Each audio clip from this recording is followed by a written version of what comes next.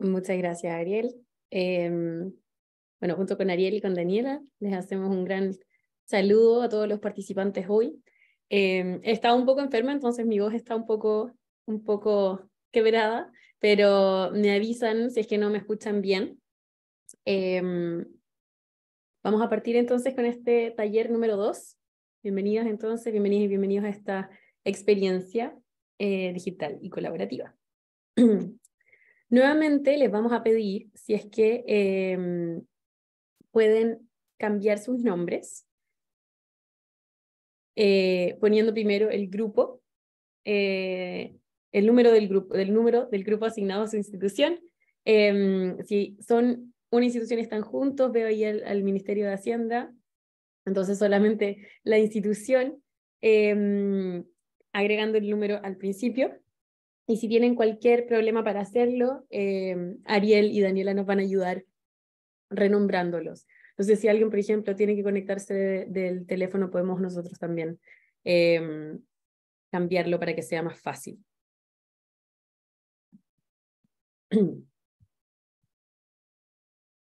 Algunas consideraciones iniciales, entonces, les pedimos que en la medida de lo posible puedan tener la cámara prendida para que podamos vernos. También empezar a reconocernos, es más fácil si nos vemos a las caras. Mantener el micrófono apagado en los momentos de presentación y también activarlo, pero activarlo en las actividades en el plenario y con grupos. Y dar su opinión, por favor, lo agradecemos mucho. Entonces los motivamos a participar utilizando el chat o la función de levantar la mano. Entonces, en este taller vamos a profundizar un poco más en lo que es enmarcar un problema o definir un problema, que es lo que estuvimos trabajando en el taller anterior. Vamos a terminar la definición de causas de este problema que definimos y vamos a entrar a definir perfiles de usuarios, ¿cierto? De nuestros servicios, sean usuarios, nuestros colegas, nosotros mismos o usuarios externos. Esta va a ser la primera parte, luego vamos a tener una pausa. Vamos a trabajar en estos perfiles de usuario y vamos a tener una introducción a la investigación social para terminar definiendo hipótesis de investigación y diseñando un plan de investigación. Este plan de investigación va a guiar la próxima etapa que se viene, que es precisamente investigación con usuarios. Van a tener también una semana libre entre medio de este programa, que es precisamente para que realicen focus group, entrevistas, observaciones, actividades que vamos a revisar en esta sesión, precisamente para poder entender este problema en voz baja, algo. ¿Cuáles son los objetivos, entonces, de este taller 1? Primero, poder definir hipótesis principales asociadas a un problema. A esto falta agregar lo que nos quedó de la semana pasada, entonces esta definición del problema y sus causas. Definir también los perfiles de usuarios, cuáles son los principales usuarios que acceden al servicio en el que queremos trabajar. Introducir herramientas y técnicas para la investigación social con usuarios y el perfil de usuarios mencionado, y definir supuestos claves de un problema. Diseñar un plan de acción para la investigación que permitirá hacer un seguimiento y obtener información relevante para el problema. Y también vamos a hacer, si es que tenemos tiempo, contarles un poco sobre algún material de apoyo que sirve para esta investigación en terreno, pero lo importante es que esas herramientas las puedan desarrollar en la mentoría, que es la próxima actividad que viene, y ya sus mentores los pueden haber ya contactado o los van a contactar para realizar esa primera mentoría.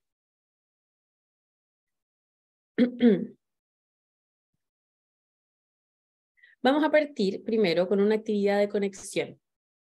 Y para esto nos vamos a dividir en grupos. Sé que los equipos que están juntos van a hacer esa actividad entre ustedes, van a conversarlo entre ustedes.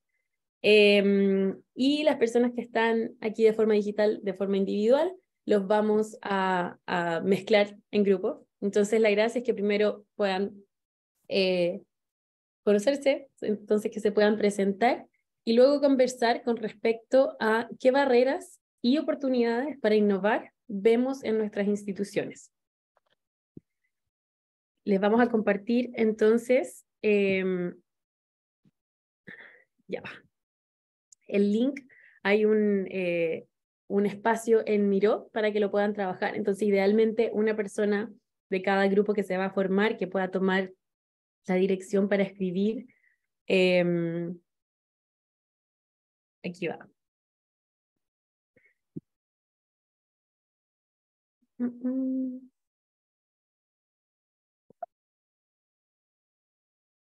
Ahí está el espacio de Miro. Entonces, cuando entren a una sala, va a aparecer arriba el número de la sala. Entonces, si yo soy la sala 3, voy a trabajar en este espacio de Miro en el grupo 3. ¿Okay? Vamos a ir también pasando por las salas para ver si es que lo encontraron. Si es que no pueden trabajar con Miro aún, pueden también escribirlo en el chat o alguien que tome notas y después lo pueden enviar en el chat aquí en el grupo todos juntos. ¿Preguntas?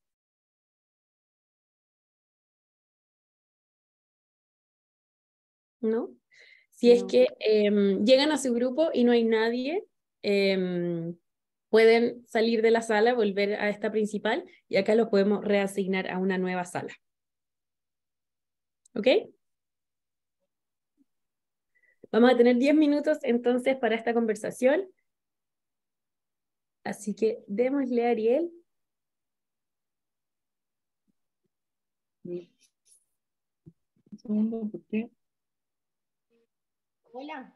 Aquí ingresó un nuevo grupo. Hola, Rocío. Hola, sí. Buenas tardes. Buenas tardes. Sí, quisiera hacer una acotación nomás que estamos reunidos los compañeros, los miembros del MAE, todos juntos en una conexión por el tema de la asistencia. Perfecto. Súper, está todo el equipo entonces. Para esta primera actividad, ustedes pueden conversar esto en conjunto dentro de su equipo. Sí. De todas formas van a ser asignados a una sala. ¿Qué institución son nuevamente, perdón? MADES, Ministerio del Ambiente. Perfecto.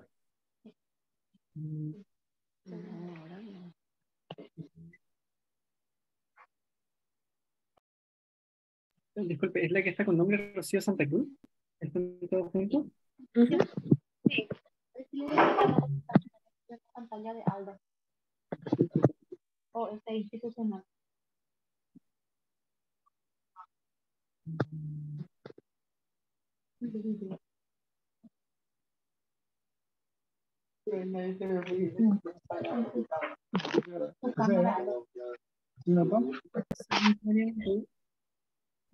Me confundieron quiénes están así.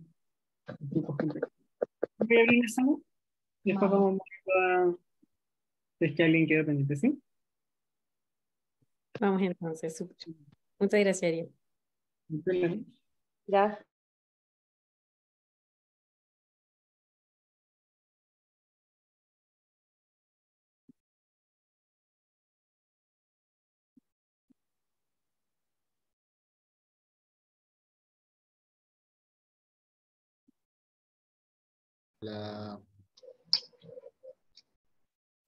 Bueno, veo de lo que pusieron en Miro, también tenemos un equipo que lo puede enviar acá en el chat. Hay harto de restricciones presupuestarias. Hay bastante también de cambio cultural, ¿cierto? De resistencia al cambio. Hay también, bueno, varios elementos vinculados a la cultura, ¿cierto? Que no se ve bien la innovación, tenemos reacios al cambio y somos conformistas, mira, eso también dice un grupo. Requerimiento de recursos humanos especializados, capacidades técnicas, también hay un elemento de capacidades entonces vinculado. Nadie nos dice acá burocracia, ¿cierto? Que eso también lo conversamos en el primer taller. Recursos financieros, falta de presupuesto, personal de tecnología sobrecargado. Eso fue un diagnóstico también que se hizo en algún momento en el equipo anterior. Parece ser que se repite también en sus instituciones. Acá el Ministerio del Medio Ambiente nos manda falta de comunicación y también recursos financieros. Esa falta de comunicación también puede ser un elemento transversal de cómo trabajamos en el sector público, ¿cierto? Que tiende a ser, dadas las estructuras de la administración pública más utilizadas, que son más jerárquicas, tienden a dividir el trabajo de forma de silos, ¿cierto? Trabajamos de forma dividida y eso hace que la comunicación interna y hacia otras instituciones sea muy difícil.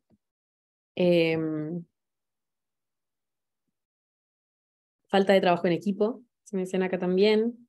Asistente técnico que oriente a innovaciones, ¿ya? Entonces tenemos ahí varios elementos vinculados a la estructura, ¿cierto?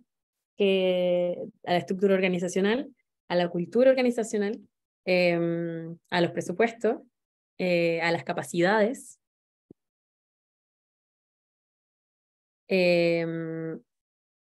También se menciona en un grupo acá voluntad política y que no se prioriza la innovación. En otro equipo se mencionaba que se priorizaban decisiones de más de corto plazo que de largo plazo. Difícil de personal, mira, resistencia al cambio. Usualmente esto es bien común, que partimos, bueno, también partimos con las barreras, pero nos enfocamos más en las barreras. Y usualmente nos quedamos en eso cuando muchas veces igual tenemos oportunidades dentro de nuestras instituciones, que a veces es más difícil de visualizar. De todas maneras, acá mencionaron como oportunidades diseñar nuevos procedimientos y o normas que ayuden al cumplimiento, esa puede ser una oportunidad. Ampliar acuerdos institucionales para intercambio de información, eso es clave.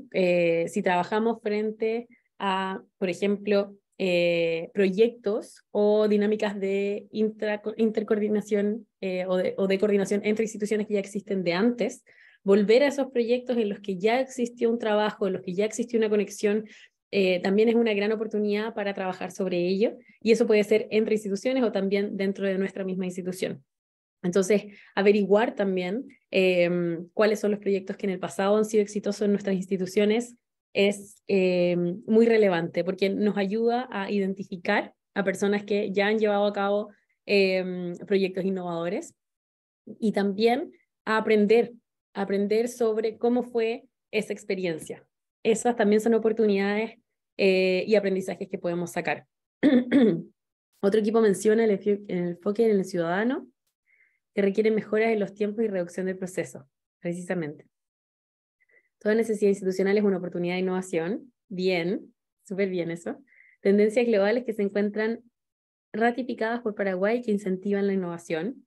También el aprender de otros, ¿cierto? Y de cómo se está haciendo en otras partes o de estas tendencias también es muy relevante para llevarlo. También nos puede impulsar desde este apoyo político que se mencionó en un momento, que se mencionaba como barrera, nos ayuda también a presentar espacios de experimentación, así que también sirve como una justificación, pero también de aprender de experiencias de otras instituciones o de otros países. Perfecto, muchísimas gracias. Vamos a seguir entonces con la presentación. Estos espacios de reflexión buscan que también entendamos cómo podemos aplicar estas herramientas que estamos aprendiendo, no solamente a este proyecto en específico, sino cómo pueden ser también transversales al trabajo que hacemos en nuestro día a día. Pero para eso tenemos que también entender qué es lo que nos limita y también cuáles son estas oportunidades o habilitantes que nos van a ayudar a incluir esta innovación en nuestro trabajo. Y al mismo tiempo también que podamos mezclarnos entre instituciones nos hace también darnos cuenta de que hay algunos desafíos que son más transversales y otros que son más específicos, ¿cierto? Más desde nuestras instituciones.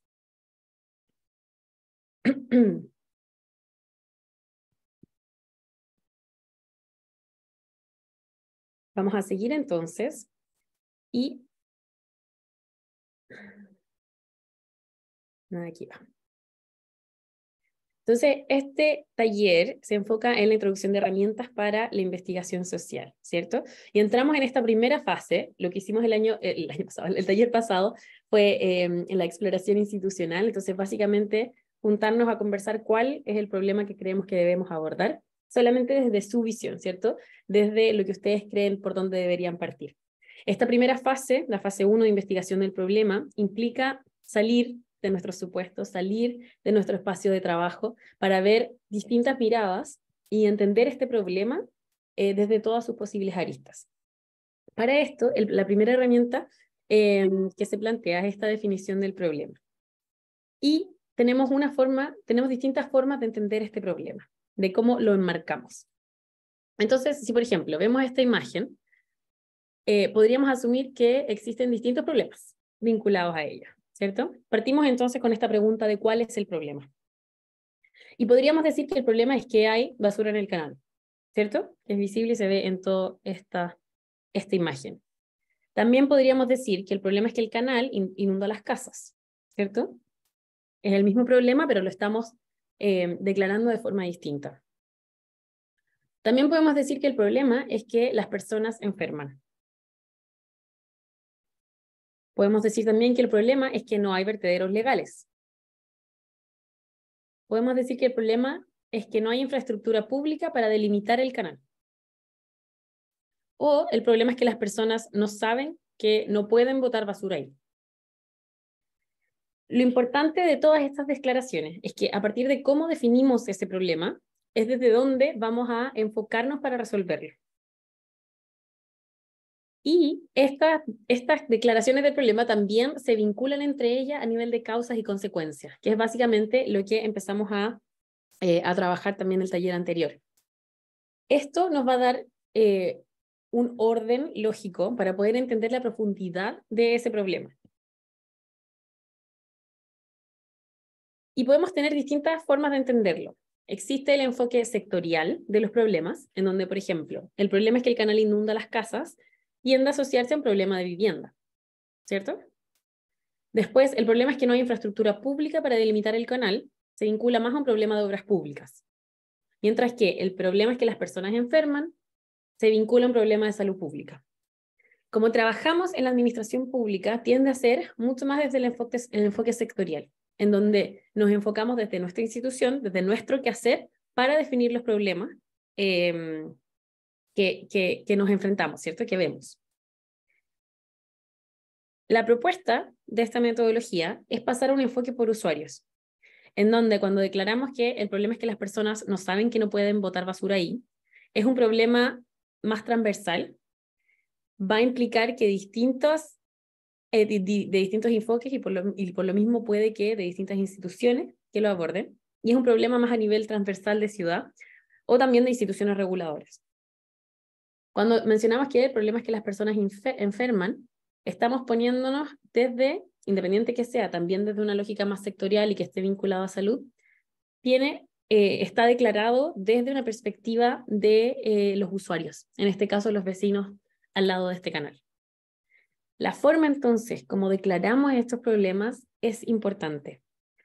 Es importante, pero también puede cambiar y va a cambiar en este proceso. Entonces podemos partir con una lógica sectorial y entender un problema desde, por ejemplo, un problema de obras públicas, ¿cierto? Y lo que pasa es que tendemos a pensarlo desde un foco sectorial, después hacer toda una barrera, delimitarlo, pero de igual forma seguimos encontrando el problema. Y eso pasa que el enfoque sectorial nos tiende a visualizar el problema solamente desde una arista, y no consideramos la experiencia o la visión de los usuarios, de las personas, ¿cierto? Y en esto se vincula, y es importante tomar en consideración, el factor sistémico de lo que la propuesta, de la metodología propone. Y en el fondo es que estos problemas son sistémicos, vienen de distintas aristas y tienen distintos problemas que no responden solamente a un sector.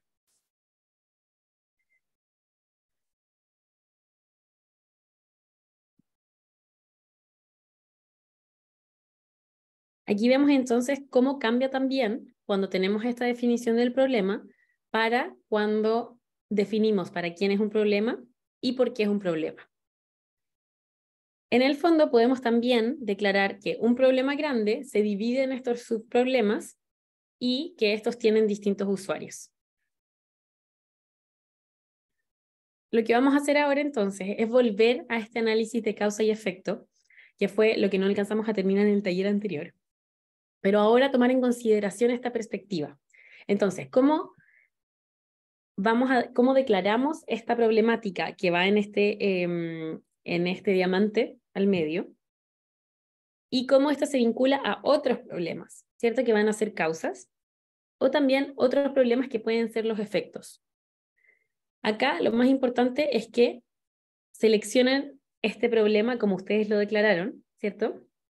Y que ese problema intente ser una visión vista desde los usuarios, que esté declarado desde los usuarios. De nuevo, el usuario puede ser, por ejemplo, ustedes mismos, ustedes como funcionarios, pero en el fondo que esté pensado desde al usuario le pasa esto, ¿cierto? A nosotros nos pasa esto, a nuestros colegas les pasa esto. Y después ir incluyendo estas causas hacia el lado izquierdo y estos efectos hacia el lado derecho. Y estos van a ser el orden causal, ¿cierto? Pueden escribirlo con flechas en el mismo espacio de Miro. Entonces, vamos a dividirnos ahora nuevamente en sus instituciones para definir este mapa de causas y efectos, ¿cierto?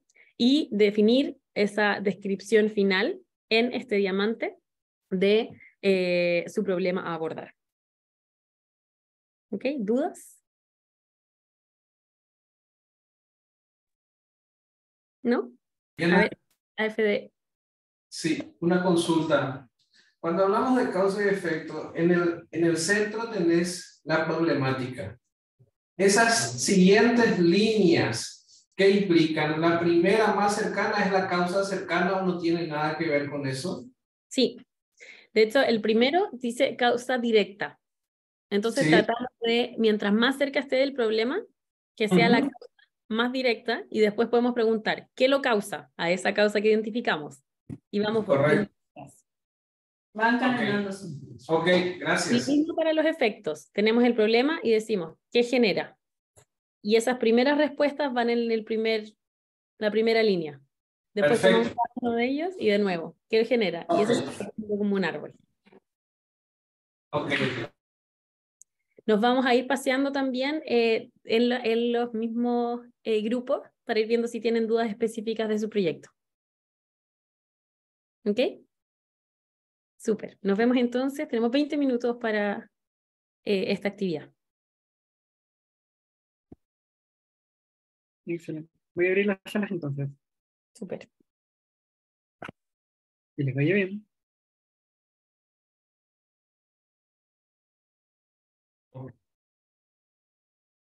Creo que ya están todos de vuelta. Preguntarles un poco cómo les ha sido. Vamos a hacer una pausa cortita para saber cómo ha sido esta definición del problema. Si algunos lo tenían ya muy identificado, entonces fue muy fácil entrar en esta declaración, o si en otras instituciones, por ejemplo, tenían muchos problemas, entonces fue difícil definir por dónde abordarlo. Acá pueden levantar la mano y solo comentar cómo ha sido la experiencia de esta definición en su institución.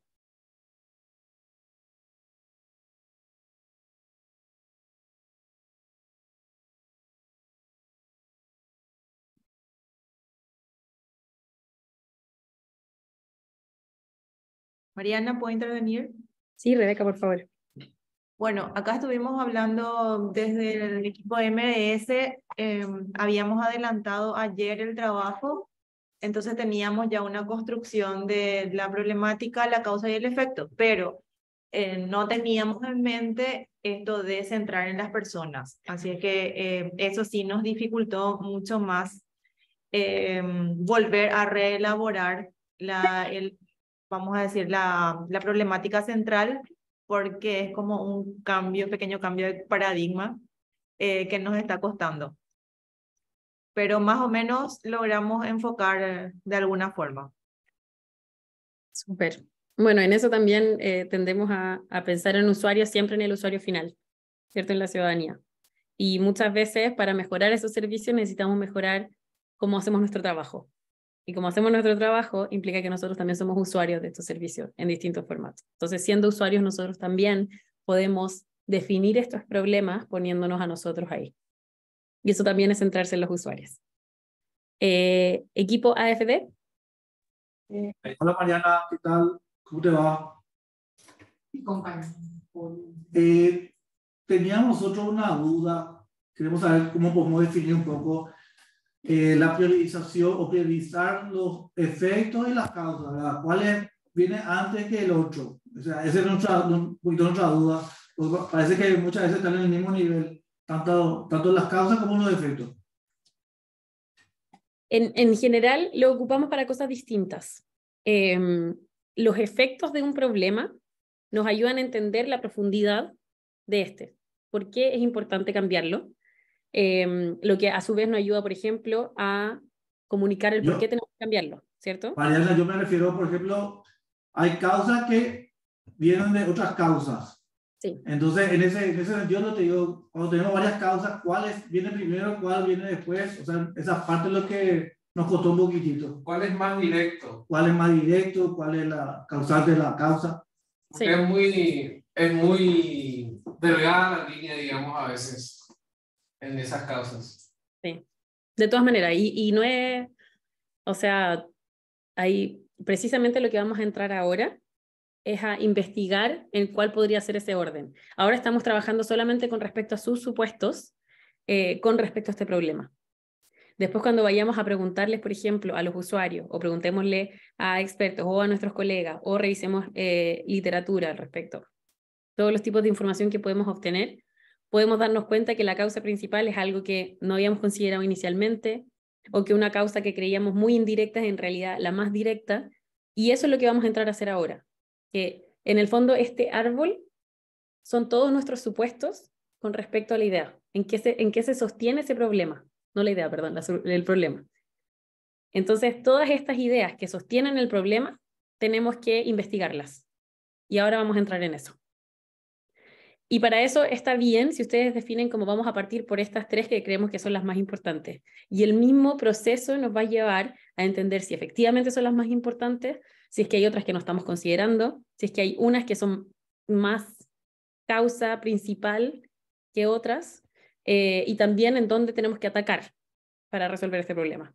Puede ser que tengamos que volver a una problemática muy raíz, ¿cierto? Que sería lo más a la izquierda posible, pero esas problemáticas también tienden a ser más amplias, ¿cierto? Las causas más indirectas pueden ser, por ejemplo, no sé, definiciones en leyes a nivel que es mucho más difícil de cambiar.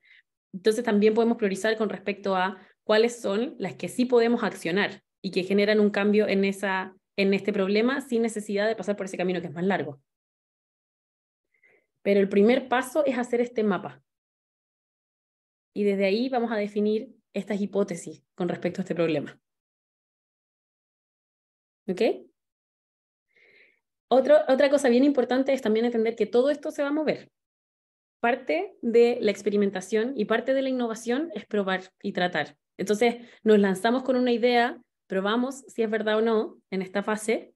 Si es que no, tomamos otra y de nuevo la testeamos, y la lógica es aprender. Pero para eso tenemos que partir definiendo problemáticas, definiendo supuestos, definiendo estas causas. ¿Ok? Muchas gracias a todos los equipos por los que estuve. Había mucho avance y una conversación muy, muy profunda también con respecto a sus problemas, así que no dudo que los otros equipos también están en ese estado, así que nada, felicidades por su trabajo. Vamos a seguir entonces con la próxima actividad, que es entrar en los perfiles de usuarios, ¿cierto? Entonces ya hemos ido introduciendo un poco en cómo los servicios, o una problemática también que se vincula usualmente a un servicio, tienen distintos tipos de usuarios. Entonces, los usuarios son personas que utilizan el servicio, pero también las personas, cuando hablamos de un problema, son quienes viven este problema. Y eso también tienden a ser usuarios. No todos los usuarios son iguales, ni necesitan lo mismo, por lo que tenemos que entrar a entender cuáles son las características propias de cada uno de estos tipos de usuarios, para entender sus necesidades y cómo viven este problema que estamos declarando. Los usuarios tienen información muy relevante y cuanto más los entendemos, mejor entendemos la problemática vinculada. Y estos usuarios pueden ser actores ya identificados en un mapa de actores, eso lo vamos a hacer después de esto. Tenemos entonces, con respecto a su función en relación al servicio, tenemos dos tipos de usuarios. Los usuarios externos, que son el usuario final, usualmente. Entonces, por ejemplo, nosotros como instituciones públicas tenemos como mandato el servir a la ciudadanía. Entonces, siempre va a haber algún tipo de, algún usuario externo ciudadano que va a estar vinculado a nuestra institución.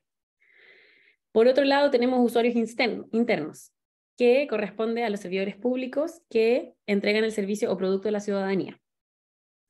Y también puede haber un intermedio, ¿cierto? Usualmente trabajamos, en ciertas prestaciones de servicio, trabajamos con intermediarios privados, que prestan el servicio, pero que no son precisamente de la institución.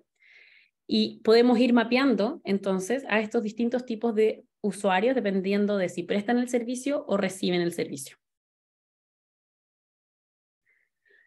Podemos diferenciar también con, en función al comportamiento vinculado al servicio. Entonces tenemos usuarios frecuentes, que son los que podríamos decir usuarios típicos de un servicio, ¿cierto? Entonces, el primer tipo de usuario que nos imaginamos cuando hablamos de nuestro servicio, de lo que hacemos en nuestra institución. Pero también tenemos usuarios extremos, que son quienes tienen comportamientos menos comunes o características que los hacen ser más la minoría. Y ahí tenemos, por ejemplo, usuarios que pueden usar el servicio de forma obsesiva o personas que lo evaden completamente. Entonces, si pensamos en un servicio de transporte de autobuses, vamos a tener como usuarios externos los distintos tipos de pasajeros, ¿cierto? Vamos a tener el escolar, el adulto mayor, con diversidad funcional, mujer embarazada, joven profesional o ejecutivo, trabajador. Y para distintos tipos de usuarios vamos a tener distintas necesidades. Por eso es necesario que los identifiquemos y principalmente que conozcamos sus diferencias. Entonces, el perfil del usuario son perfiles ficticios que nos van a ayudar a representar o tener una idea más concreta de esta persona ficticia que representa al grupo. Entonces, los perfiles dan una descripción más precisa del usuario y de lo que desea lograr, lo que permite empatizar y conocerlo un poco más, ¿cierto? En este caso tenemos un pasajero adulto mayor, que sería Sonia. Sonia tiene 62 años, es jubilada y utiliza la forma de transporte el bus o el metro, y su movilidad es reducida.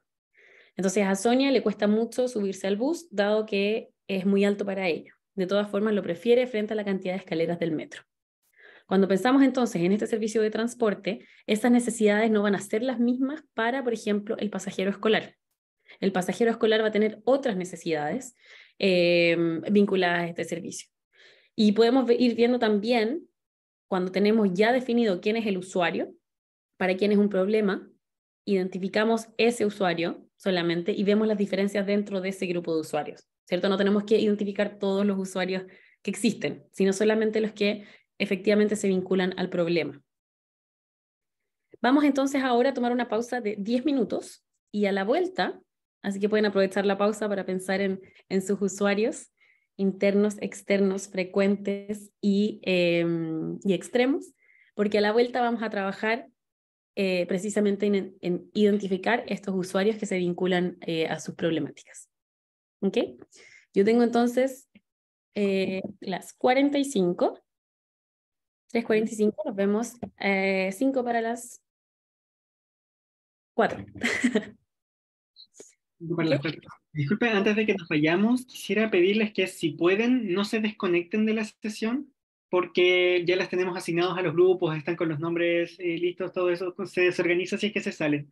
Y así que si pueden, apaguen cámara, video y mantengan. Muchas gracias. Nos vemos en 10.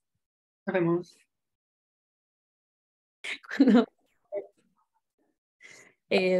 Vamos entonces a entrar a identificar estos perfiles de usuarios. Nuevamente, recordarles que tenemos estos usuarios externos, usuarios internos y también frecuentes o extremos.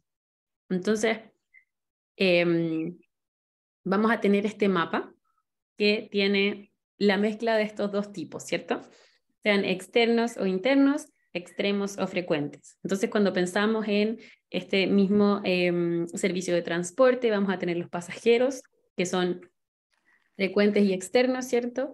El escolar, adulto, adulto mayor, pero también vamos a tener algunos que, en este caso, dada la distribución de usuarios, son menores en cantidad que los frecuentes. Entonces aquí es más fácil de identificarlos. En algunos casos no tanto, y ahí vamos a ir viendo, va a depender de cada situación concreta. También vamos a ir saltando en las distintas salas para ir ayudándolos en eso.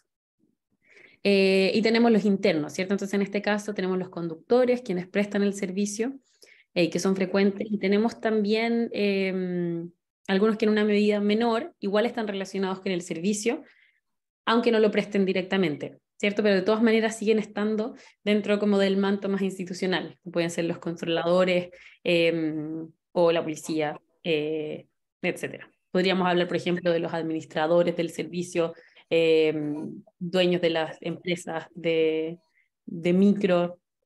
Todo va a depender del contexto y de la problemática.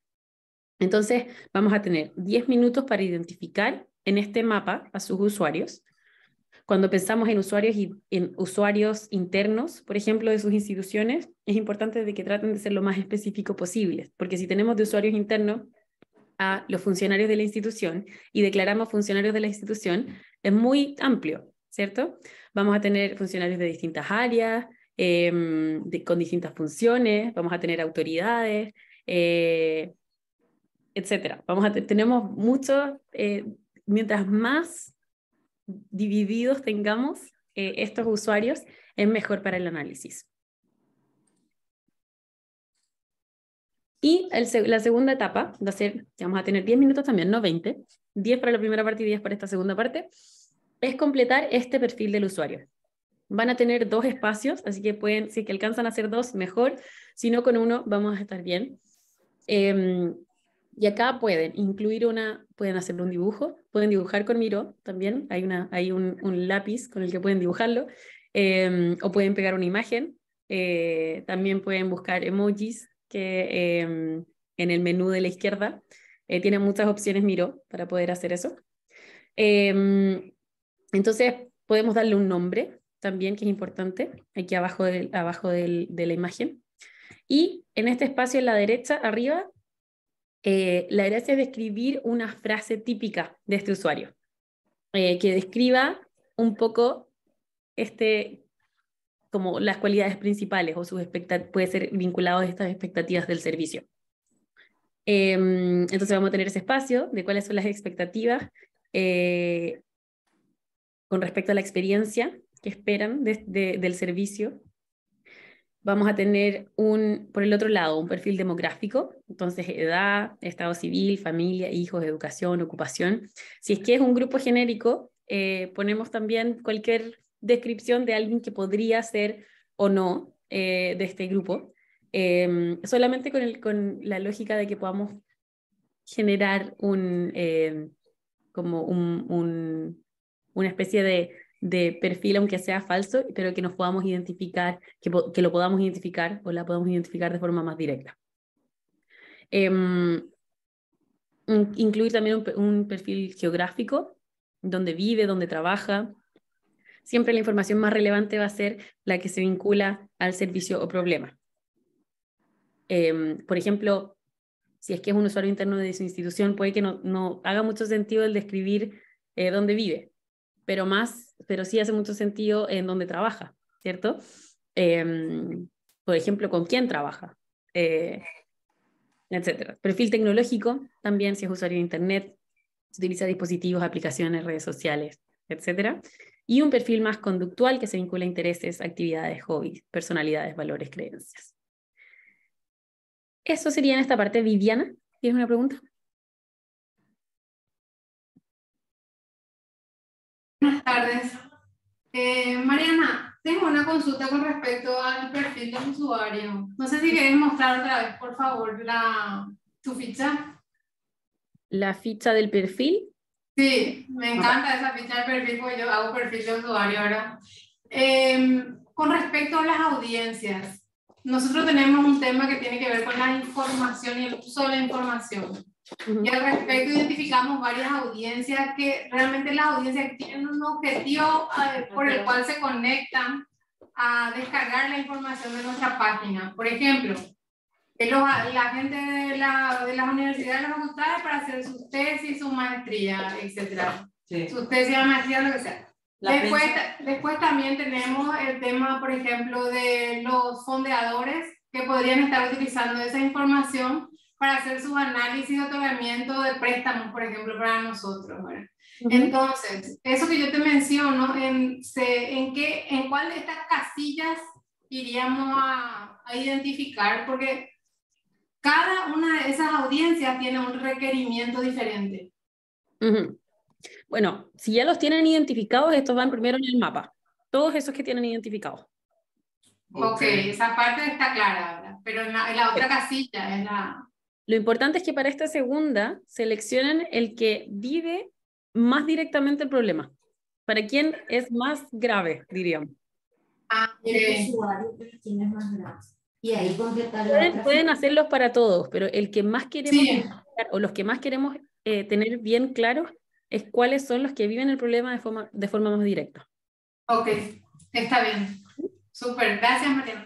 No, súper buena pregunta, muchas gracias, porque efectivamente eso es lo que nos ayuda a diferenciar, a priorizar, como hicieron la pregunta también la vez pasada. Esto es mucho de abrirnos a muchas opciones, como es el mapa, ¿cierto? Identificar las más que podamos y después volver y acotar. Eso tiene estos ciclos de iteración en cada parte, es constantemente esto, abrirnos a muchas opciones, priorizar las más importantes. ¿Ok? Tenemos ahora 10 minutos para este mapeo y después 10 minutos para completar un perfil. 2, si pueden, sería mejor. Y nos vemos acá de vuelta. Excelente. Voy abriendo la sala.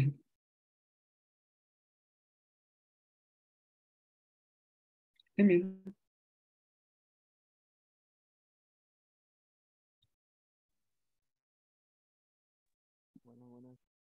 ¿Cómo les fue? Si alguien quiere comentar si tuvieron si enfrentaron desafíos en esta perfilación, si les fue fácil.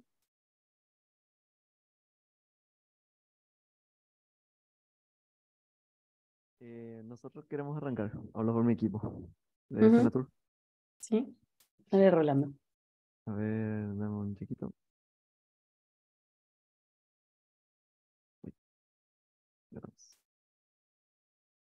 Bueno. Nosotros encontramos estos perfiles del lado externo. Tenemos a lo que nosotros le denominamos los prestadores de servicios, que son las personas, las propietarias de las empresas de turismo, por un lado. Por el otro lado tenemos la ciudadanía, o sea, la gente que usa nuestra aplicación para poder saber, como nosotros tenemos un registro de turismo, entonces ellos pueden recurrir al mismo para saber si una empresa está habilitada por la Senatur y que cumpla con todos los requisitos para que sea una empresa formal, o sea, que esté legalmente habilitada. ¿Te puedo preguntar, Rolando, cuál es el problema a abordar? Nosotros tenemos el problema, a ver. Acá.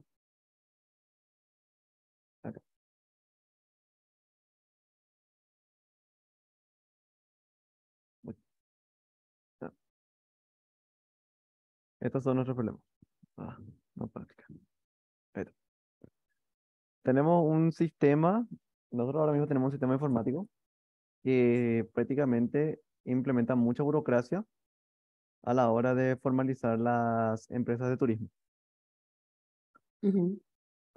Bueno, eso tiene que ir aquí al medio. Ok. Entonces, como lo dijiste, precisamente. Entonces, existe una plataforma que complica la formalización de las empresas de turismo. Sí. Y la gracia también es que en este espacio puedan declarar cuál es el problema para los usuarios. Ujú. Entonces puede ser que, por ejemplo, toma mucho tiempo para para las empresas, para las nuevas empresas, en formalizarse, lo que atrasa su proceso de, no sé. Claro, de hecho que estaba lo entre nuestras opciones la burocracia institucional. O sea, nosotros pedimos tantos documentos que podríamos simplemente agilizar eso. Claro, Hay entonces cosas estas son las como... causas directas. Ujú. Volvamos al perfil. Ok. ¿De este lado o de este lado? Ambos. Ok. Acá entonces, la ciudadanía serían entonces estas empresas. No, la No, ciudadanía sería la gente, una persona como yo, una persona como vos, que quiera saber si una empresa está registrada en la Senatur, porque la Senatur le da una habilitación a este tipo de empresas que ofrecen servicios turísticos. ok, Vendría a ser como su RUC. ok. Yo haría eso también descrito así, como ciudadanía que busca o persona que busca obtener información sobre prestadores. Ujú. De O sea, forma más específica, porque mientras más específico podemos saber también cómo después completar el perfil, ¿cierto? Si tomamos la ok. ciudadanía es muy general para... Ok, ya. Ya entiendo. ¿Y el prestador quién sería? El prestador es el empresario de turismo. Perfecto. Y en una situación extrema, digamos, entre comillas, tenemos inversionistas, o sea, inversionistas que quieran venir a hacer una inversión en el ámbito turístico en Paraguay. Entonces, ellos miran a través del tema cuál es el rubro que más competitividad tiene.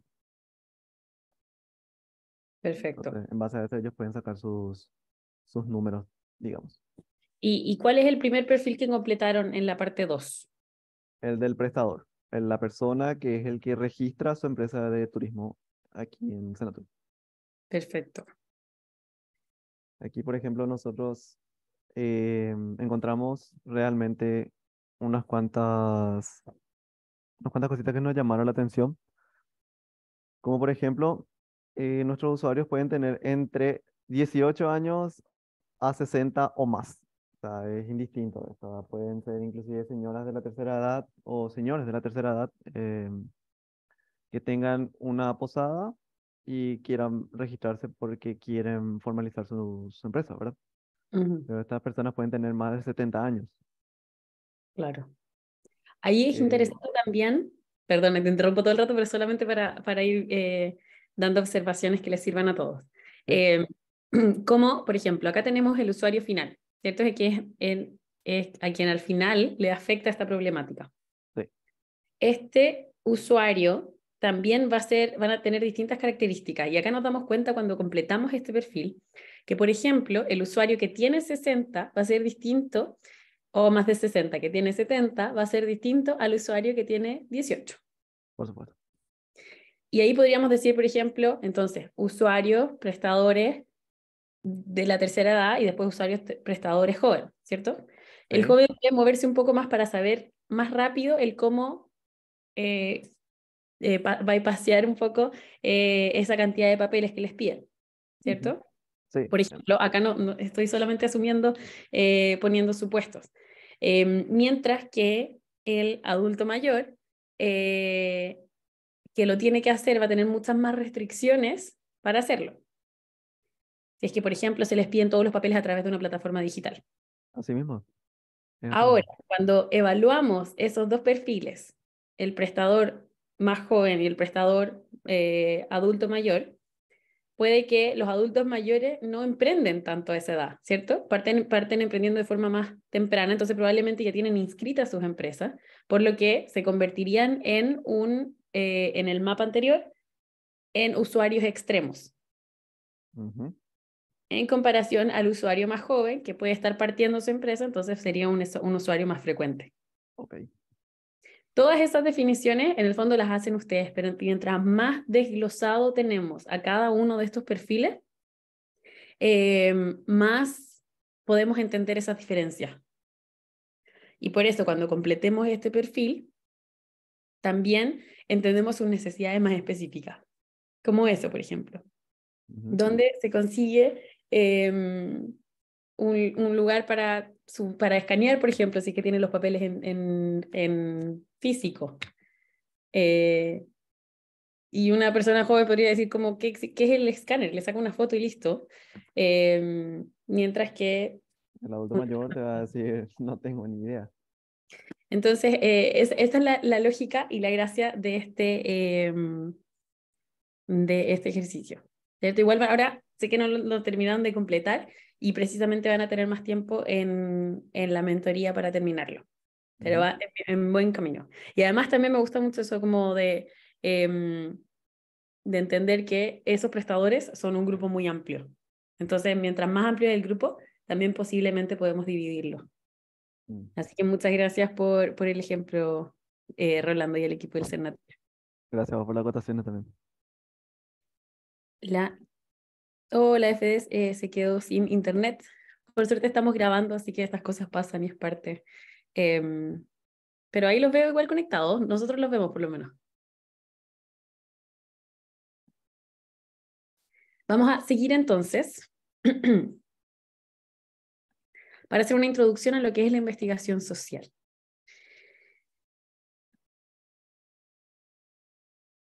Y ya va, que vamos a sacar un poco todo lo que está en la pantalla.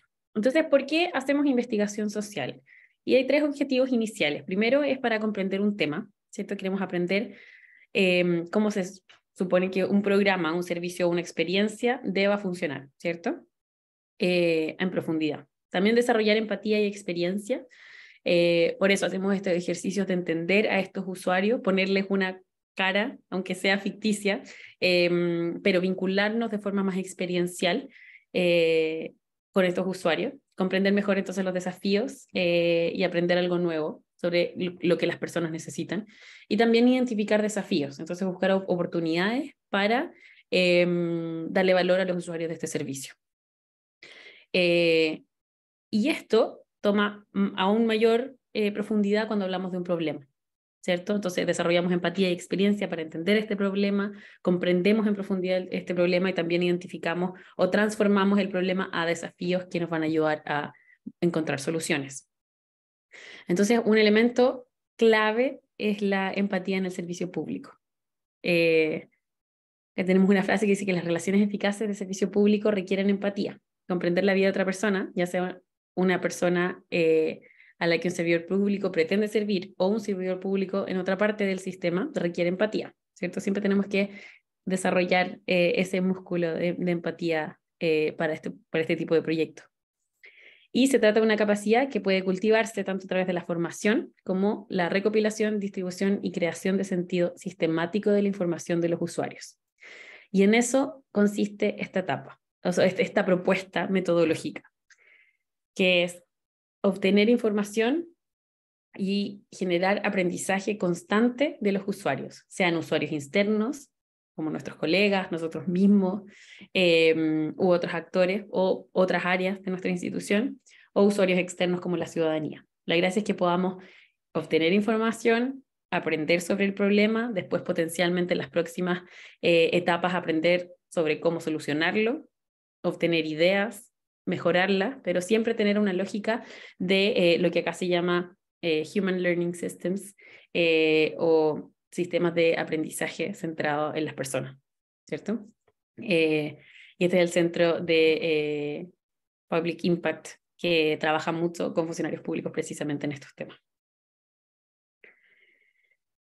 ¿Por qué hacemos investigación social entonces? Volviendo a esa definición inicial, entonces para conocer y saber más sobre grupos sociales o situaciones, para conocer la perspectiva que tienen las personas con respecto a fenómenos sociales, para conocer el contexto social en que realizamos una intervención y conocer qué cambios hay que realizar y cómo hacerlos. Esto es una visión más transversal con respecto a la investigación social, ¿cierto? Y para esto podemos utilizar diversas técnicas. Y en el fondo lo que queremos obtener son 3 dimensiones de información. Primero lo que los usuarios dicen, también lo que sienten y lo que hacen. Y a veces estos elementos pueden no coincidir. Los usuarios podrían decir algo y hacer otra cosa, o sentir algo que va en contra de lo que hacen, o sentir algo que va en contra de lo que dicen. Y es parte de la complejidad que tenemos como seres humanos. Y es importante también entender desde dónde vienen estas tres elementos y dimensiones y cómo también podemos aprender a través de distintas técnicas para obtener esta información. Entonces aquí la frase que dice que lo que las personas dicen, lo que hacen y lo que dicen que hacen son cosas completamente distintas. En el fondo es también, si nos quedamos con una sola fuente de información, no vemos todo esto que está más escondido, ¿cierto? Cuando hablamos de información, sobre todo en términos de investigación social, tenemos una parte que es lo más explícito y que es lo observable con respecto a lo que las personas dicen, hacen o usan, ¿cierto? Entonces, cuando hablamos de un servicio, podemos grabar, podemos ver qué es lo que hace un usuario, qué es lo que usa, qué distintos por ejemplo, pensando en un servicio en una oficina, ¿cierto? Es muy fácil ver qué es lo que dicen y qué es lo que hacen y qué elementos usan y con quiénes interactúan, ¿cierto? Siendo la parte más explícita de un servicio. Pero al mismo tiempo hay muchos otros elementos que no vemos y que tenemos que buscar distintas técnicas para entrar. Entonces vemos acá esta parte escondida del iceberg, entonces, en donde queremos indagar para saber qué es lo que los usuarios, además de estas cosas visibles, que saben, que sueñan, que sienten, que desean, que creen y que valoran.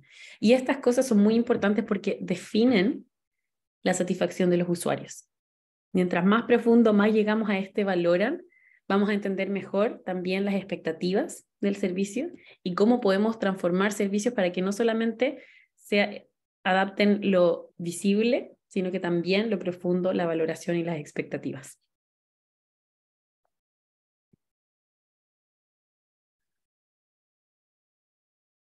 Tenemos entonces, para ahondar y llegar en esta profundidad, distintos roles de investigación que cumplen distintas funciones. Tenemos un rol que le vamos a llamar periodista, otro rol antropólogo y otro rol analista. Y esto responde a la multidisciplina que también queremos generar en este tipo de proyectos. El rol periodista debe conocer en profundidad lo que el usuario o grupo de usuarios piensan, dicen y sienten por medio de entrevistas, ¿cierto? Entonces vamos directamente a preguntarles a las personas sobre un problema, sobre su experiencia, sobre lo que conocen de un tema, etc. El rol periodista también puede entrevistar a actores relevantes para obtener información o validar hipótesis, tal cual como los periodistas hacen investigación. Tenemos el rol antropólogo, y el rol antropólogo busca analizar y profundizar en la observación como mecanismo de análisis. Para este rol es muy importante determinar el lugar o espacio de observación, las personas a analizar y el qué observar. Y finalmente tenemos el rol analista, que busca datos cuantitativos, también puede ser cualitativo, pero en el fondo se vincula más a fuentes primarias y secundarias, informes, encuestas, métricas, evaluaciones, etc. Básicamente, analizar información que ya está disponible para traducirla en información relevante o conocimiento para nuestro trabajo. Entonces podríamos mencionar que este rol analista se vincula más a investigación con datos o investigaciones con fuentes secundarias, mientras que el periodista y antropólogo tiene un vínculo más con la investigación directa con usuarios. Vamos a partir entonces con estos dos roles y tenemos ciertos tipos de investigación también, además de estos roles. Ahora, los roles también en algunos momentos se mezclan. Esto es solamente en una lógica de entender de forma más fácil los distintos mecanismos y técnicas que vienen más adelante. Tipos de investigación, entonces, tenemos la cualitativa, que se basa en la comprensión, está orientada al proceso, es más subjetiva, no tiene por qué ser subjetiva, pero tiende a asociarse de forma más subjetiva. Holística, asume una realidad dinámica, se basa en el descubrimiento, que es precisamente esta etapa. Es más pequeño, o sea, no abordamos tanto en número, pero es mucho más profundo. Y un ejemplo son las entrevistas en profundidad que también vamos a ver a continuación. La cuantitativa se basa en la medición, es orientada al resultado. Acá esta definición de subjetiva y objetiva no me gusta para nada, pero tiende a asociarse a que es más objetivo la visión cuantitativa.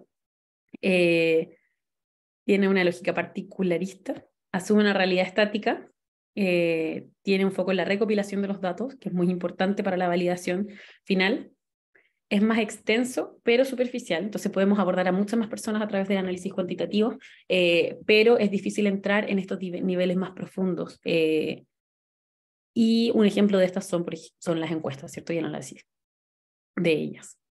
Fuentes de información, tenemos primarias, y es cuando se obtiene de forma directa con los sujetos de investigación, permite seleccionar los grupos o personas a investigar y permite un análisis más específico, pero requiere mucho más esfuerzos y recursos, ¿cierto? Tenemos que estar ahí directamente haciendo esas preguntas o haciendo observaciones, etc. Por otro lado, las fuentes de información secundaria se obtienen de terceros u otras personas que ya hayan tenido el contacto directo con los sujetos de investigación.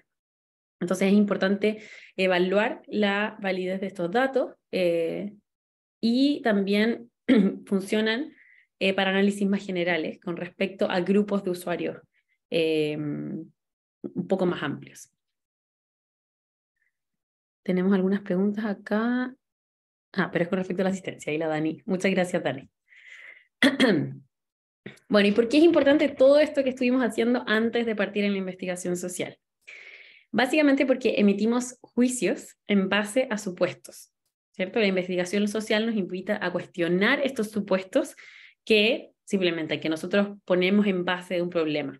Entonces, cuando tenemos este problema, es muy importante identificar cuáles son estos supuestos, porque los vamos a probar. Vamos a probar si realmente existen o no.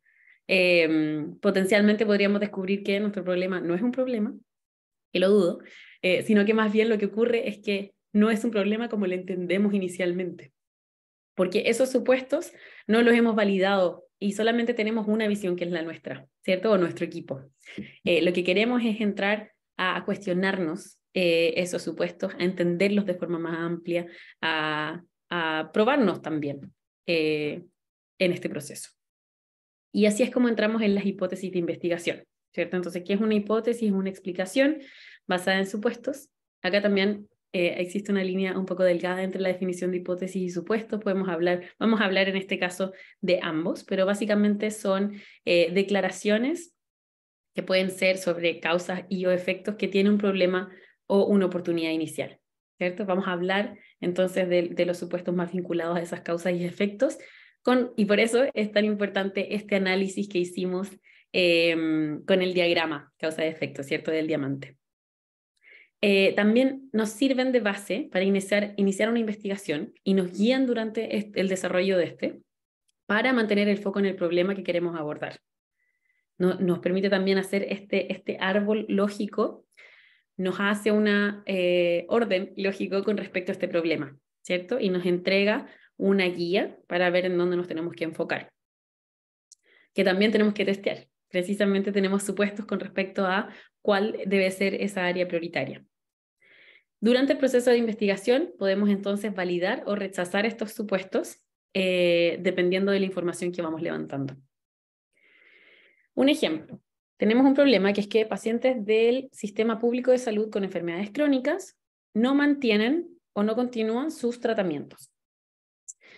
Entonces, supuestos vinculados a este problema es que la no adherencia del paciente crónico al tratamiento ocurre por un desconocimiento o baja comprensión del diagnóstico. Otro supuesto es que los usuarios buscan alternativas de tratamiento, como hierbas medicinales u otros, porque existe falta de confianza en el diagnóstico. Otro supuesto es que la espera es un factor crítico en la experiencia y en el retorno del paciente. Vemos acá que estos supuestos también se podrían categorizar en el mapa de causas y efectos como algunos causas de otros. Pero priorizamos estos tres para la lógica de este trabajo, ¿cierto? Entonces lo que vamos a hacer ahora es precisamente eso. A través de este análisis que generamos vamos a crear hipótesis de investigación. ¿Y por dónde vamos a partir? Vamos a partir por las causas de este problema que definimos. Entonces, vamos a trabajar en dos cosas primero. Tienen unas estrellas que están al lado de este mapa en el trabajo del taller 1. Entonces, primero, para definir cuáles son las causas que ustedes consideren las más importantes, cada persona va a tener 2 estrellas que las puede mover para votar, en el fondo, por las causas que ustedes consideran más importantes. Esto nos va a ayudar a decidir qué causas de este mapa creemos que son las más relevantes. No es obligatorio que sea una causa directa, sino las que ustedes creen que son las más importantes de abordar para solucionar este problema. Podría ser una causa más indirecta o una más directa. Eso queda a completa disposición de ustedes. Y una vez que ya seleccionan algunas de estas causas, vamos a describir o desarrollar estas hipótesis, que son declaraciones que vinculan a esta causa con este problema que identificamos. Igual que como se hace aquí en el ejemplo. ¿Cierto? Vamos a tener este problema y además de esta teníamos muchas más. Entonces, por ejemplo, una causa era desconocimiento del diagnóstico. Otra causa solamente escrita como causa era falta de confianza en el diagnóstico. ¿Cierto? Y se identificaron estas y se redactaron como hipótesis. Entonces, ahora vamos a trabajar precisamente en redactar. Puede ser que una causa, de hecho, defina 2 hipótesis distintas también. Y acá dice mentoría, pero lo vamos a hacer ahora.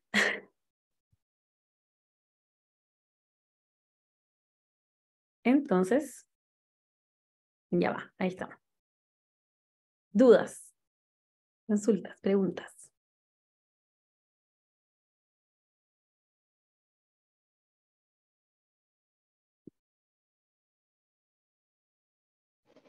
Vamos a priorizar entonces primero algunas causas de las que identificamos y a partir de ellas vamos a definir hipótesis de investigación, que sería entonces la actividad número 2 de nuestro espacio de trabajo de hoy.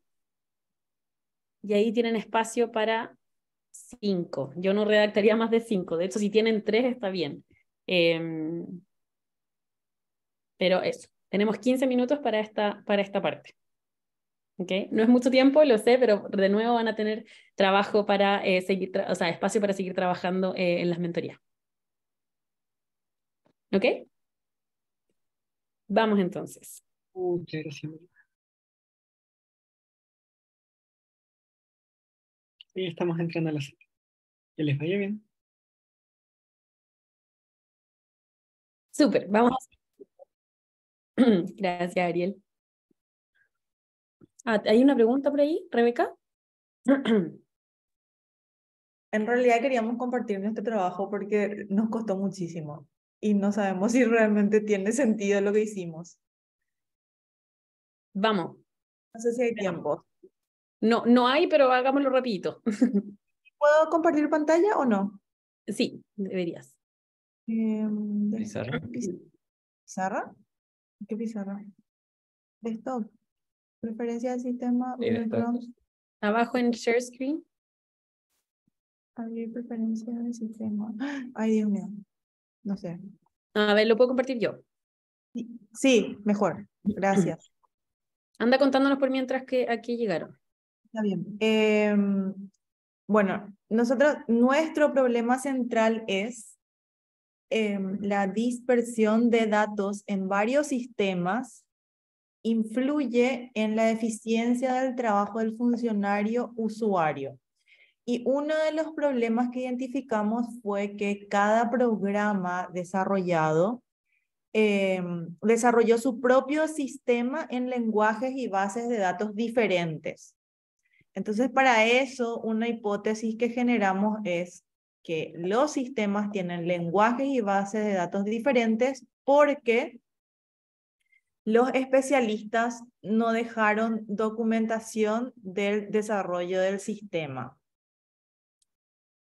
Y eso no permite que hoy se pueda como actualizar o modificar, porque estos desarrolladores ya no están, eran consultores y están en el MDS, entonces los técnicos informáticos del MDS no pueden hacer modificaciones porque desconocen ese lenguaje informático.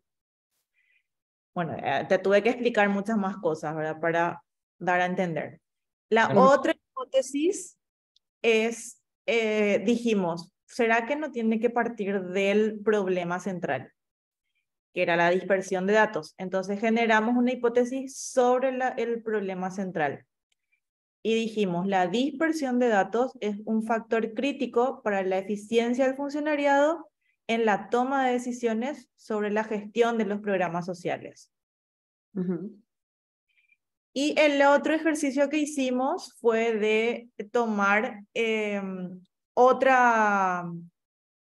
otro problema que era el de sistema, o sea, otra causa que era el de sistemas, a ver, Sergio, sistemas, perdón, un ratito.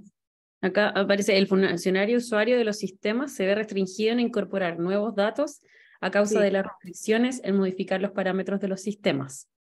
Sí, nos liamos un poquitito.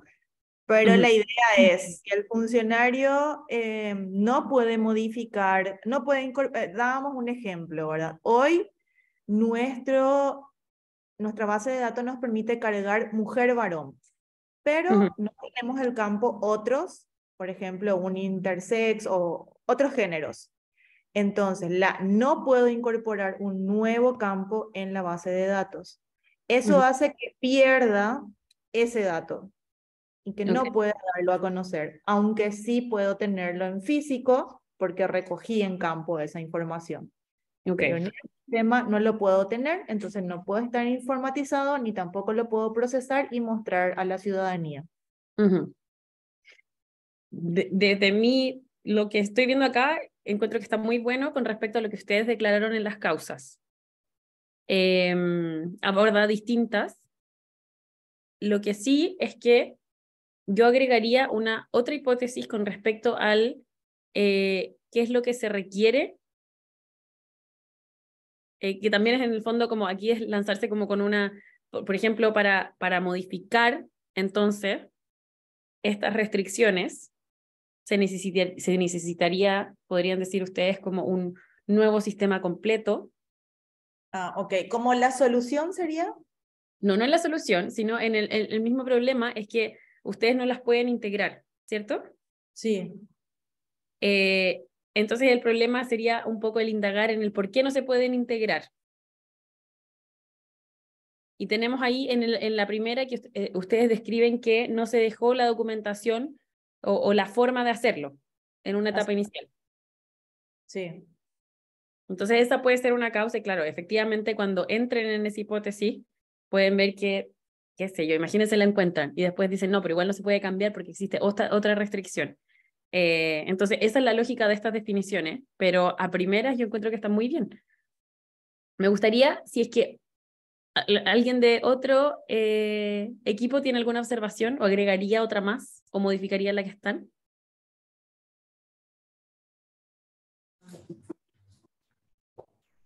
Hola. Bueno, nosotros teníamos, vos podés presentar pantalla, Mariana, de lo nuestro. Pero con respecto a estamos hablando de esta del Ministerio de Desarrollo Social. No, correcto, no, yo era la nuestra, me estaba refiriendo. Súper, es que no tenemos tiempo para otra, pero Ok.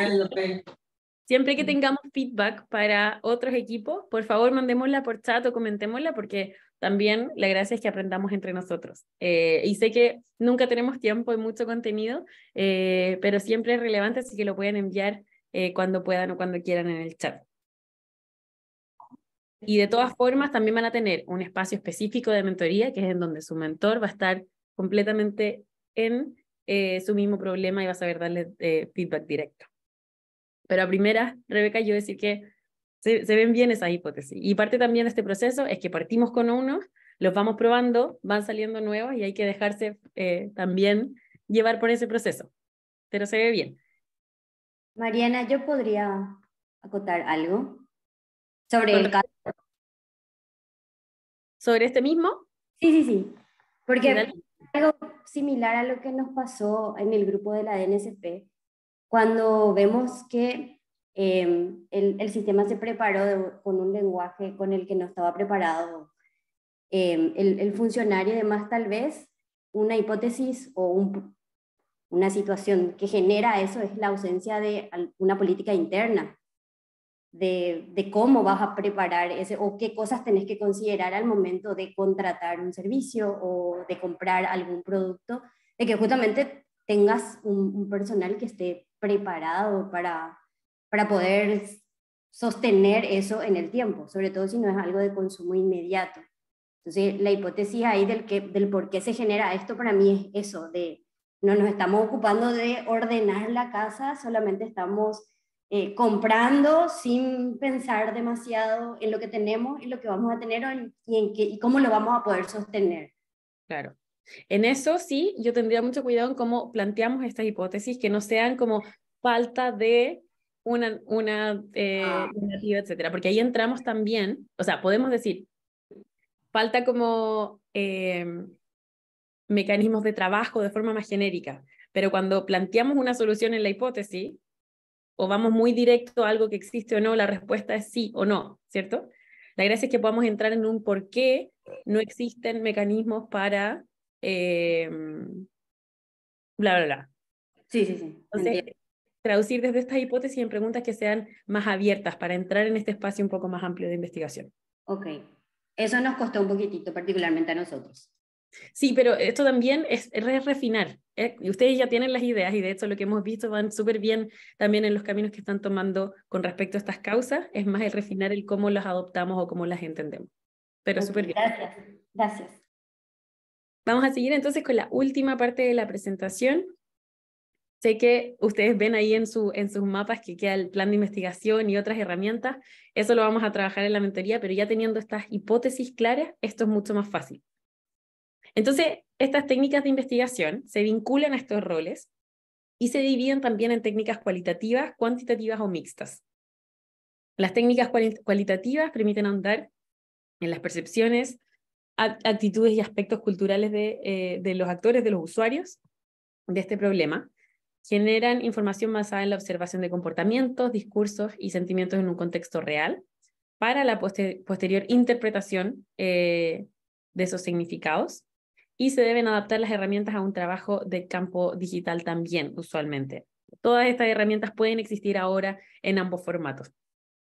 Tenemos primero, entonces, la más común, que es la entrevista, que es un diálogo individual o grupal basado en temas.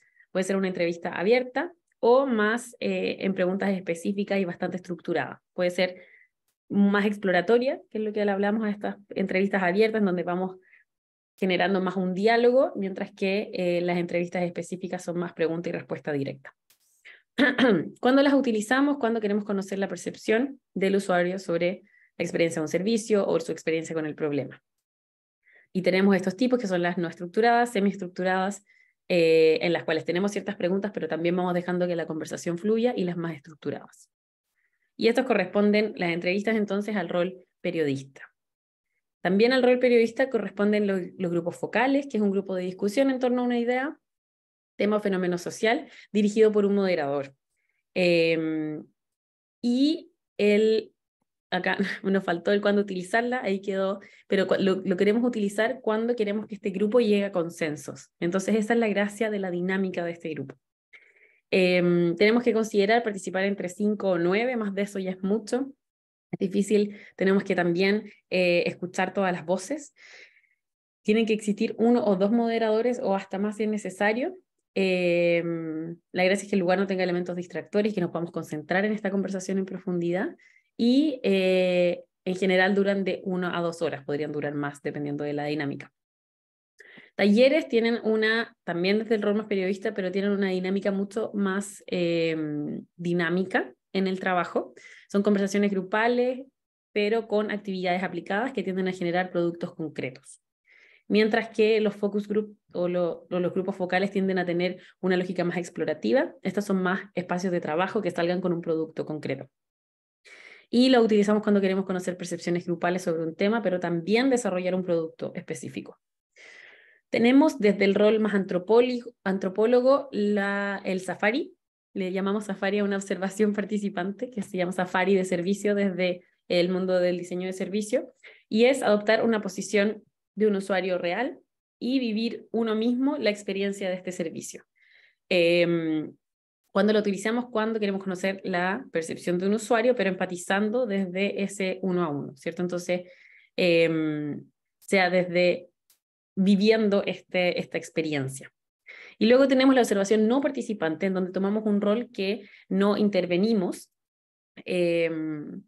y corresponde un ejercicio de seguir y observar a un usuario, a un grupo de ellos, siempre, por supuesto, pidiendo el consenso de esta persona para ello, y es cuando queremos entender un problema sin intervenir. Tenemos también las técnicas cuantitativas que se utilizan con instrumentos de medición o recolección de datos cuantitativos. Responde también a la lógica más, o al rol más analista. Tenemos los análisis de datos estadísticos, que corresponden a análisis de información estadística que se encuentran disponibles, y la utilizamos cuando queremos validar información con datos de estadística. Entonces podemos tener un problema inicial que ya validamos con usuarios, pero que también queremos tener, por ejemplo, el dato de a cuántas personas afecta. Entonces complementamos la información con datos cuantitativos. Las técnicas mixtas se utilizan cualitativo y cuantitativo en conjunto y, por ejemplo, responden a los formularios. Entonces, los formularios consisten en un conjunto de preguntas con distintas variables a medir, que puede ser más cualitativo o cuantitativo o ambos. Y pueden utilizar preguntas abiertas o cerradas. Tenemos análisis de información secundaria, también que corresponde al análisis de la información que ya está disponible, encuestas públicas, datos administrativos, artículos, investigación académica, etc. Y la utilizamos cuando queremos recoger información que ya existe sobre un tema. Revisión de literatura, por ejemplo, también. Entonces, cuando ya tenemos visualizado lo que queremos probar y tenemos distintas técnicas y opciones, nos queda definir un plan de investigación. Un plan de investigación es una guía que define lo que se va a investigar, cómo se va a hacer, con quién y en qué plazos, o la parte más logística operativa. En este espacio debemos seleccionar las técnicas más adecuadas junto con los actores, lugares y preguntas a aplicar. El plan nos va a permitir diseñar una investigación para definir si las hipótesis son ciertas o no. Eso es lo que queremos hacer al final de este proceso de investigación. Testear y estresar estas ideas iniciales, estos supuestos que sostienen la idea. Que sostienen, perdón, el problema. Siempre el problema en esta parte. ¿Y en qué consiste? ¿Cuáles son los elementos de este plan? Vamos a partir con estas hipótesis, ¿cierto? Que son las declaraciones que necesitamos corroborar o rechazar. Vamos a tener un objetivo que se vincula a cada hipótesis. Entonces, ¿qué es lo que buscamos lograr al investigar sobre esta declaración? ¿O qué información en específica requerimos para validar o rechazar la hipótesis? Después, ¿con quién lo vamos a hacer? Entonces, los usuarios, personas a quienes debemos contactar para poder corroborar o rechazar esta hipótesis. Tenemos las técnicas, y acá foco con los usuarios, porque los usuarios pueden ser al usuario del que tenemos que investigar, pero también al usuario que podemos, a la persona o usuario que podemos contactar para obtener esa información. Entonces, si tenemos revisión de literatura o análisis de documentos institucionales, podríamos ir a un usuario interno, que es un funcionario de nuestra área de estudios, y preguntarles por esta información. Entonces, básicamente es a quién tenemos que contactar, sea para realizar la actividad de investigación o para solicitar la información. Luego tenemos las técnicas. Entonces, ¿qué técnicas de investigación vamos a utilizar? Que son las que acabamos de mencionar. Actividades en específico. Entonces, si vamos a tener una entrevista, ¿cómo convocamos? ¿Dónde nos conseguimos un lugar? ¿Qué más? Que la realización misma de la entrevista, después el análisis de datos posteriores, la redacción del documento final con las conclusiones. Y después vamos a tener ya la parte más operativa que responde a los plazos y a los responsables. Entonces, ¿qué debemos realizar para lograr este objetivo? ¿Cierto? Y quién queda a cargo y cuándo. En realidad, ese respondía a actividades y después los plazos es cuándo lo vamos a realizar y quién queda a cargo. Entonces, tenemos un ejemplo, volviendo a este caso de los pacientes crónicos de salud, ¿cierto? Los usuarios, que son pacientes crónicos de enfermedades, buscan alternativas de tratamiento, que son, entonces acá tenemos una de las hipótesis que mencionamos inicialmente, que pueden ser hierbas medicinales o remedios no certificados porque existe una falta de confianza en el diagnóstico. Esa es la hipótesis inicial. Pasamos al objetivo. Entonces el objetivo es entender por qué los pacientes crónicos buscan alternativas de tratamiento para validar si efectivamente es por esta falta de confianza en el diagnóstico. ¿Con qué usuarios vamos a trabajar? Vamos a tener al médico tratante, al paciente crónico mismo y a funcionarios encargados de estudio, ¿cierto? Contactamos a estos 3 usuarios y para el médico tratante vamos a realizar una entrevista, para el paciente crónico vamos a realizar entrevistas, pero también un grupo focal, y el funcionario encargado de estudio vamos a hacer análisis de las encuestas o a partir de los datos que nos entreguen. Actividades. Para la entrevista vamos a contactar a los médicos, conseguir una pauta, agendar la entrevista. Y después vamos a definir cuándo se realiza y quién es el encargado. Entonces, este es un ejemplo de una parte de un plan de investigación. Para esto deberíamos completar hacia abajo los otros 2 hipótesis que teníamos en el ejemplo, ¿cierto? Entonces, ya no nos queda tiempo, pero esta parte es la que van a completar en la mentoría, junto con pautas de investigación. Entonces, básicamente, cuando ya sabemos que vamos a hacer una investigación con cierto usuario en específico, podemos completar una de estas pautas que básicamente nos hacen más en específico qué va a ocurrir en esta actividad. Entonces, describimos a quién vamos a contactar, cuándo va a ser la fecha, un poco del contexto, qué es lo que queremos obtener, qué información queremos obtener, que es súper importante ir a las entrevistas con esto muy claro, y las preguntas que vamos a hacer. Podemos incluir también aquí mismo las notas sobre la entrevista, si es que esto fuera un documento de Google, por ejemplo, y también contenido sobre el consentimiento informado, que es muy importante, también lo vamos a ver en el próximo taller. Entonces, en el último minuto, les pido que podamos completar la última encuesta de cierre.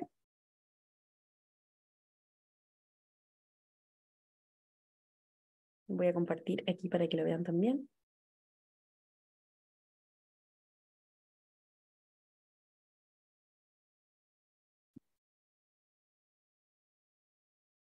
Y ahí Dani o Ariel, si pueden compartir el link para abrirlo desde acá. Ahí Ariel ya lo compartió.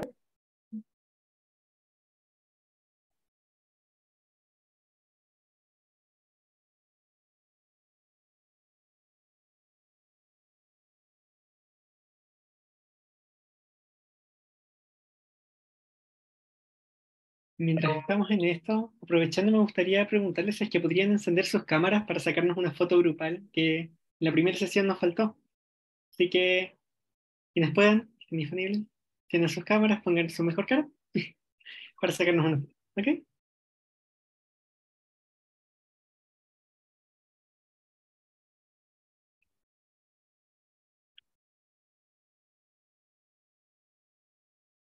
Muchas gracias. Muchas gracias. Muchas gracias. Ahora va la foto. Y acá vamos a compartir entonces. 1, 2, 3. 1, 2, 3. Muchas gracias. Estamos, gracias. Y aquí van las respuestas. Tenemos qué razones existen entonces para realizar investigación con usuarios. Y ustedes mencionan obtener distintos puntos de vista, ¿verdad? Para eso también tenemos los distintos usuarios. Cada uno va a tener necesidades distintas y por eso distintos puntos de vista. contribuir con el diseño de políticas públicas más eficientes. Efectivamente, si es que solamente tenemos un punto de vista y nos apegamos a ese para construir nuestras soluciones, después probablemente van a ser deficientes en otras áreas. Entender mejor el problema, esa sí es la estrella. Curiosidad, me encantó esa, curiosidad también súper importante.